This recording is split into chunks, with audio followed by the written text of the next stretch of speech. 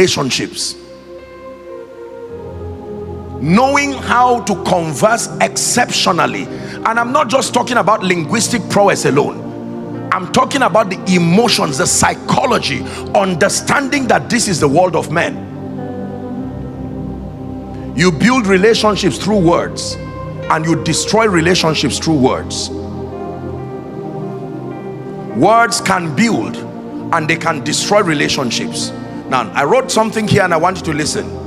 Many believers use words well in the place of prayer, but they have not learned how to use words in conversations to create, attract, or sustain interpersonal relationships. When it has to do with using words in prayer, oh, they can use words beautifully. Talking to God, they use it well. Talking to Satan, they use it well. Talking to things, they use it well. But talking to men, they fail woefully. Many prayer warriors cannot rise in life because they have done well in the realm of the spirit, but they failed in the world of men. Who is learning? Conversations are right. There are people, for an example, whose words are so, with all due respect, pungent, demeaning, yet they love God. They love God. Nobody wants to come around them. They open up their mouths, they are insultive, they are not even aware that they have that problem. How many of you know that awareness is already a miracle of deliverance? That you know you have a problem, even if it's not solved, you are already on your way to victory. I have seen this, and I'm telling you, beloved brothers and sisters, I have watched with pain in my heart great destinies stunted because they do not understand conversations. Conversations. There is a way you speak to kings. There is a way you speak to royalty. There is a way you speak to weak men. There is a way you speak to wounded people. There is a way you speak to unbelievers. There is a conversation that is only for those who are of the faith. Listen, the church is a place where believers must be educated. You don't speak the same way to everyone. It's lack of discernment. Are we together? There is the language of the Chaldeans. You must learn it and know how to speak to the Chaldeans. There is a language that only believers understand. When we are among ourselves, the Bible says, when we are among them that are mature, we can speak the wisdom of God in a mystery. Many Christians cannot be promoted in their place of work. The reason is because they know how to pray. I'm telling you, they know how to bind demons, but they sit in a board meeting and they think they are talking to demons. With all due respect, so they say the same thing in a board meeting that they are saying to the devil. Are you learning now? Yeah. They are used to binding and casting. They are used to issuing commands, and they forget that they are now before their superiors. Then they make careless statements and believe favor will cover it, and then they find out that growth does not come.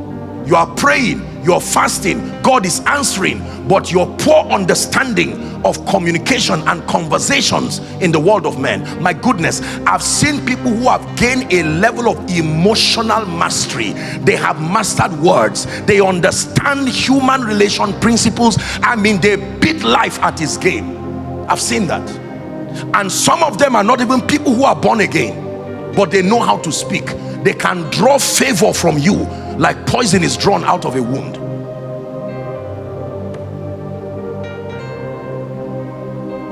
There are people who can speak English, but they cannot speak well. The grammar is correct, but there's no love in it. There's no understanding in it. Is somebody learning now? Can I tell you, as a leader, there is a way you speak to people to gain their loyalty.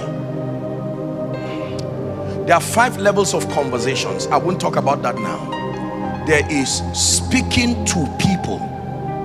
There is speaking with people. There is speaking for people. You have to understand these principles. You need to know who to speak to. You need to know who to speak through. You need to know who to speak with. You see that now? The church is a place of training. Don't allow your confidence in the presence of God to now make you fail in life, and then it makes it look like God made you fail. No. We live in a world today where, with all due respect, and I know I'm in Canada, please forgive me if I offend you, I'll apologize after the grace, but let me tell you this: respect and honor is not boundary and region specific. It has equal value everywhere. Are we together? Yeah. You can imagine someone who is looking for a job, for an example, just for an example, and he stands before the person who can help him, and his hands are in his pocket, and he's talking, and the man greets him and says, okay, how are you? What are you looking for? A job in your company? Why should I give you the job? Well, whatever. No, it doesn't work that way. It doesn't work that way, beloved brothers and sisters. There is a conversation that shows training. There is a conversation that shows that you are disciplined. There is a conversation that shows you are a leader. There is a conversation that shows you can be trusted. There is a conversation that reveals that you are a child. There is a conversation that reveals emotional vulnerability, that is a risk for the company to trust you with so much. If someone insults you on behalf of the company, do you have the stamina, the emotional stamina to contain all of that and process it later on? There are many homes, with all due respect, there are many marriages that are spiritual, with all due respect, and forgive me, they are torn apart today. Father has gone his way, mother has gone his way, all of them are still Christians, all of them still pray in tongues, all of them still cast out devils, but they can't live together because they do not understand the law of conversations. The Bible says, set a gate over my mouth. Is somebody learning now? So if I'm showing you the principles of dominion, learn how to talk to God or talk with God. Learn how to talk to demons. Learn how to command things, but learn how to engage with men. Engage with men. Learn how to engage with men. There are many leaders today who cannot command the loyalty of people who believe in them. They believe in you, but they cannot follow you. The reason is because you do not know how to use words to inspire hope. You do not know how to use words to inspire confidence. Many years ago, I read a statement, I don't know by who. It just wrote that words can heal, or I think heal or break or something like that. Words can heal or kill. What did yours do today? For many of you, let me answer it for you. They killed. They killed many people you are not aware of. There are many graveyards today courtesy your words, emotionally. There are many graveyards psychologically today courtesy words. I'm praying for you because I love you. I'm teaching you because I love you. If you master words, if you master conversations, you have sealed your walking in dominion. There are times the greatest way to say something is to say nothing. To say nothing. Not because you don't have what to say. Silence cannot be misunderstood. There are times to know how to speak in season. It says a word spoken in due season. Is someone learning now? Yeah. Jesus, who is called the Word, knew when to talk. He knew when to keep quiet. When they met Jesus, listen to this. When they met Jesus and said they caught a woman in adultery, the very act of it, what do you say? If I were Jesus, they would have had me immediately. I'm sure I would have said something and then thought later on and say, what did I say? You see, I hope you know your word is your bond. Your word is an extension of who you are. Your word can safely replace your presence when you are not there. And so Jesus kept quiet. The Bible says he reached out and wrote on the ground. The Bible did not say he was praying. The Bible did not say he was talking to God. The Bible did not say he was talking to Satan.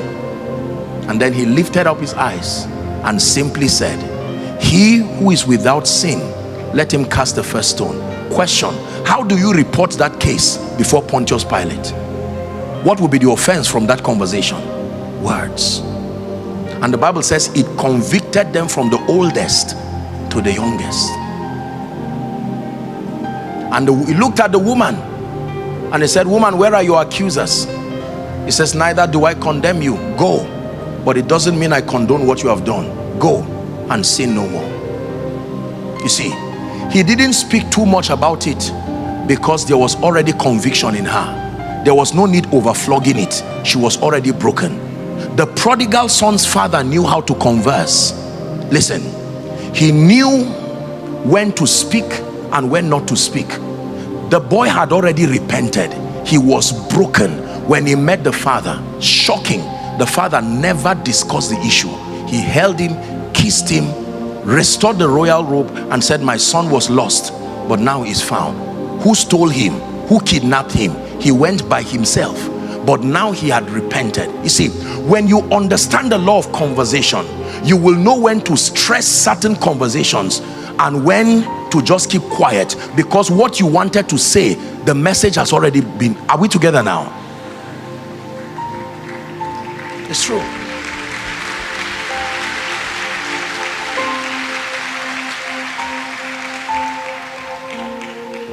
And yet the same silent Jesus will suddenly turn somewhere and begin to yell at people and say, you brood of vipers, you have your father the devil. Hey, Jesus, be careful, don't say this here. You brood of vipers, you have your father the devil, for he was a deceiver from the beginning. And then afterwards he would keep quiet, and Herod, Pontius Pilate would say, will you not speak? And then he would keep quiet. The ability to speak when you need to speak, to be silent when you need to be silent, and to say what is needed. Sometimes you don't have all the time to say what is necessary. You must learn to prioritize the things you say so that you create the best impression on time, particularly when you are dealing with corporates. They don't have 30 minutes for you to ramble till you gain yourself together. You must train yourself to be coherent and hit it within 2 minutes. All right, why should we promote you? 2 minutes, start. Well, you know, I came here the other time, and first, I'm a Christian, I attend Koinonia. Do you know Joshua Selman? Is such a nice man of God. I think you would like him, by the way. And I'm tense. Can I have a cup of water? Your 2 minutes is over. Now, do you have the technical skill? Yes, but you do not know that conversation is also an element of dominion. Many believers know how to talk to God. Let me repeat it. They know how to talk to things. They know how to talk to Satan, but they do not understand how to speak and to converse in the world of men. Does this make sense to anybody? Hallelujah. Praise the name of the Lord. If you learn conversations, I'm telling you, you would have learned how to deal with men. And I have taught you that all blessings come from God. Please say from God. Through men to men. From God through men to men. Your promotion from God through men to men. The trouble from Satan through men to men. So if you deal with Satan, or you finish your business with God and ignore the vehicles, it's like making an order and then something is wrong with the DHL. You see, your order, you know, you make your order, but then it may not safely arrive your home because the vehicle that will bring it was found wanting or broke down, or the aircraft, the cargo air, something happened to it. The manufacturer or the vendor is one hand, but the ones who convey it to your doorstep are also important. Conversations. When I learned this, it's a spiritual principle, it's a leadership principle. I'm telling you, you make yourself so alluring, you make yourself such an adorable person in the hearts of those you lead when you know how to speak. Your words can minister salt. Pastors, please learn this. It takes more than having revelation to have the loyalty of men. You can have revelation, but the door that brings it out can drive the people, even though what you are saying is the truth. Is someone learning now? Amazing, isn't it? Conversation. There are many people today who cannot. How many of you know, with all due respect, there are leaders today, their problem is not intellectual bankruptcy or deficiency, it's knowing how to speak. Knowing how to speak. There are nations today, with all due respect, they probably would have been in a better state of peace and dialogue if someone knew how to speak well. Order my conversations are right. Order my conversations are right. Do you know you can use words to draw out favor from someone who had no idea blessing you? Joseph did not just interpret the dream of Pharaoh. He spoke to Pharaoh in a way that Pharaoh said, no, I see my prime minister already. Is someone learning? When Paul stood before Agrippa, the Bible says that King Agrippa or thereabout, he said, Paul almost made me a Christian. Almost. There was something he said. It was not just the spiritual depth, but the way he conversed. Conversations are powerful. You must learn to say sorry when you need to say sorry.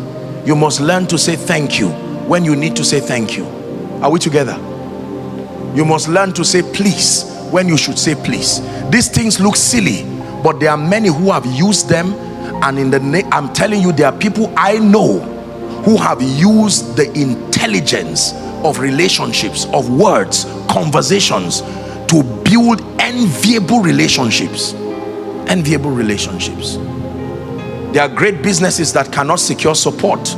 There are intelligent people, educated to the highest levels, but nobody wants to be their friend. Let me tell you, if people keep running away from you, most likely you've not learned conversation. Conversation is like a magnet. It can draw people to you. I'll give you 3 keys that can help. This is just the psychology of conversation. I'm not teaching you English. This is Canada. Praise God. Are we together?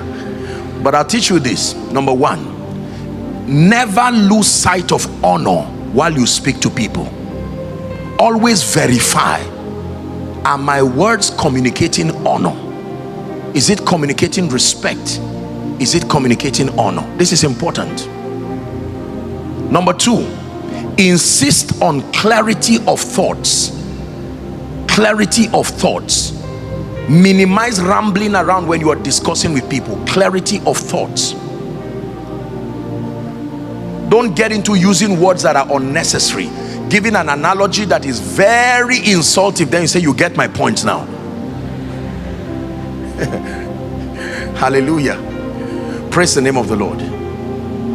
And then the third thing you need to do, I'm telling you, please look up, let me teach you this.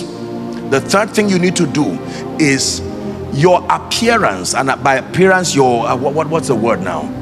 Your appearance can give life to what you are saying. By appearance, I'm looking for, help me English people, not your facial come on, expression. That's the word. Thank you. Your expression, not necessarily, well, appearance too, but your expression. You can't be telling someone I love you and you're looking as if you're mourning. Thank you for the gift. I hear you gave me $100,000 and well, I don't know how to say thank you, but thank you anyway, and you're going. That's not, no. Are we together? The Bible says the joy of the Lord is your strength. It says with joy shall you draw. It doesn't mean to be a clown laughing all the time, but I'm just saying your expression gives meaning to your conversations. There's a way you can say thank you that releases the energy of thank you, but there is a way your words can say thank you, but your words, your expressions are not saying thank you. Hallelujah. Praise the name of the Lord. We're about to pray. I don't know about you, ladies and gentlemen, but I desire to walk in dominion. The experience of it, I've seen it in a measure, glory be to God, but I desire to walk in the fullness of it. And I desire for you to walk in dominion. There are some of